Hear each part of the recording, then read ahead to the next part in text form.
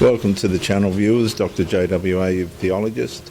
Like and subscribe to encourage me, comment to educate me, and share to help somebody else.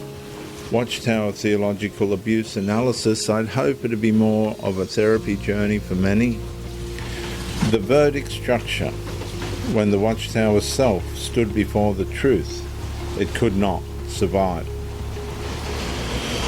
The elder pauses halfway through the prayer, only for a second. Nobody else notices, but privately he suddenly realizes he no longer fully believes the spiritual certainty still coming out of his own mouth. The moment terrifies him more than pornography ever did, more than hidden attraction to the other sisters, more than the secret messages. Because now the fracture has reached the final place the organisation trained everyone never to question: the permanence itself. The congregation still functions externally, and that's what makes the atmosphere unbearable now.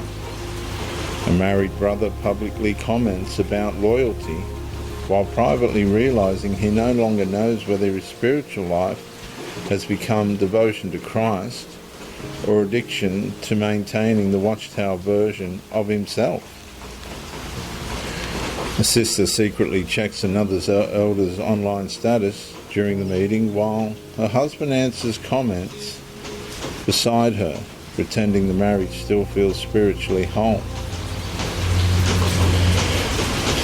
A ministerial servant quietly wonders whether anyone inside the hall actually believes the appearance anymore, or whether everyone is simply surviving the same collapsing structure together. Nothing outwardly dramatic happens. No explosion, no public scandal. The horror becomes recognition. And inside performance-governed institutional systems like the Watchtower, running through its kingdom halls and propaganda, the final collapse arrives when people can no longer psychologically separate truth from the organisational identity constructed to replace it. The Watchtower self keeps speaking. The real self finally starts listening.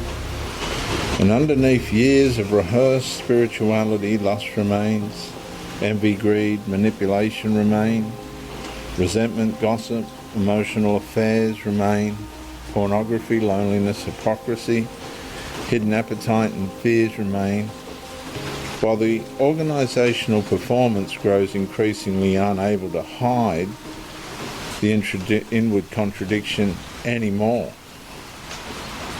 A brother stares at the platform, realising how many spiritual talks were delivered by men privately drowning beneath the hidden compulsions they publicly condemn. A sister quietly recognises that congregation want often survive through fear, image, management, hidden attraction and controlled appearances more than honest spiritual intimacy. Someone suddenly understands the deeper terror. The organisation did not remove the hidden corruption. It taught people how to conceal it more efficiently beneath performed righteousness. The Watchtower Bible and Tract Society repeatedly reinforces visible spirituality, organisational loyalty, congregation unity, moral cleanness, and faithful obedience as evidence of remaining spiritually safe within Jehovah's organisation. But the conscience eventually reaches a verdict the performance cannot permanently silence. The scriptural witness enters the fracture finally.